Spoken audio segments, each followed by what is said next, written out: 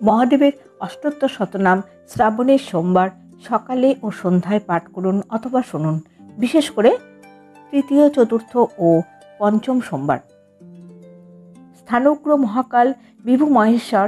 শিবশুলি শূলপাণি রুদ্র দিগম্বর, মহারুদ্র পরমেশ বারাণসীপতি, আদিনাথ সদাশিব শ্রী বিশ্বপতি, চন্দ্রচূড় বাণলিঙ্গ কপিল ঈশ্বর, সিদ্ধিনাথ কৃপানাথ শ্রীতারকেশ্বর, রসধ্বজ নাগেশ্বর কৃষভ বিভূতি, শ্রীকরপদী জ্যোতিষম্ভু শ্রী প্রমথপতি, কৃপাময় পাপহারী বিঘ্ন বিনাশন ভোজনাথ বক্রেশ্বর যোগীজনধন,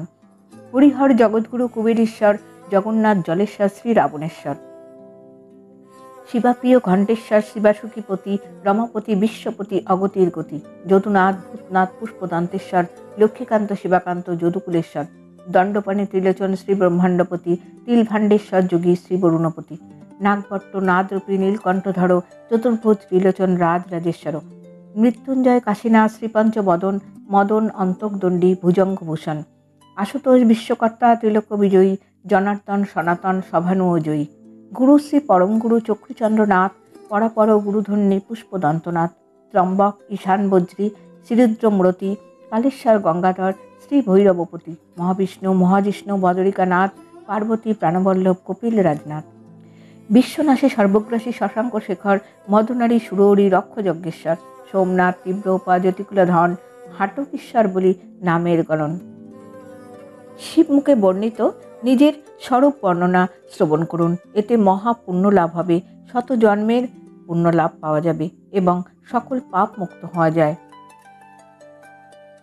আমি বেদ, আমি হরি, আমি মহেশ্বর, আমি দিবা, আমি নিশি চন্দ্র পুরন্দর,